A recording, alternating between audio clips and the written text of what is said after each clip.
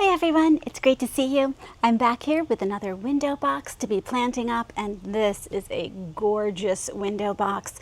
This I ordered from H. Potter last year. They do beautiful copper work. I also got my obelisk on the other side of the house from them. They have some really unique garden pieces, so I'll put their link down below. This is not sponsored, but however, I just find that they have some really nice things.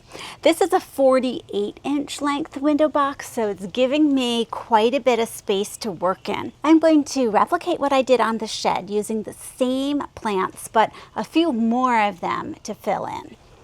So first I'm going to be planting the new Coleus from Proven Winners called the Mini Me Chartreuse. It's in the Colorblaze series.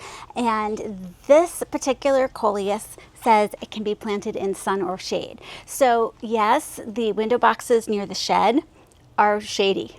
This is really shady. Last year, I put in Browalia and Impatience. By the end of the year, the Browalia was still blooming. The Impatience just were not getting enough sun. Nice foliage, not the blossoms. So we are going for a deeper shade choice. Coleus is always good. It's not going to bloom, so as long as it's enough light to keep it alive, good choice. Then, because I know this Browalia did so well last year, I am going to use it again in here. There we go. And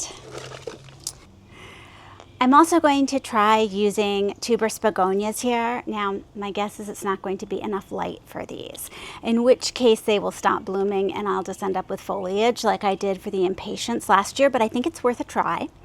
And, you know, this foliage is different than what I have in here.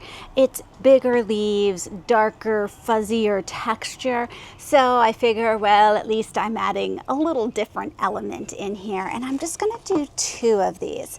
So they're not going to be quite as packed to begin with. But remember, our beautiful Coleus here can get 2 feet by like 8 to 12 inches wide. So I'm hoping, I will be thrilled if we just end up with this chartreuse foliage across the back and some Browalia flowers. For this window box, that will be doing well. Now, if you have a place where you're doing a window box that's in really deep shade like this, and you have something that's worked really well for you, could you let me know in the comments, because I am always looking for ideas for this side of the house. Let me get this planted up.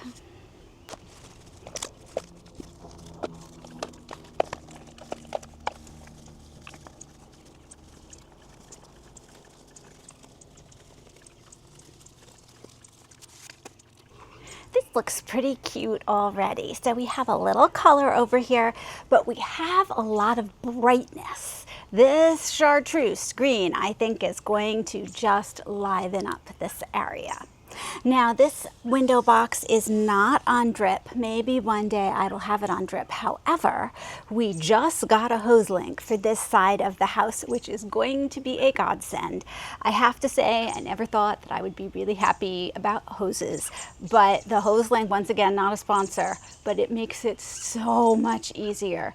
I am not good about coiling up hoses, and if I have to do that, then I avoid them, and this just whips away when you're done, and it's lovely. So these little babies should be getting enough water this year. They're kind of under the overhang of our roof, so when it rains, this window box really doesn't get the rain and the precipitation that it needs. So I'm going to be very thankful for that. Thank you, Dan, for the next hose link.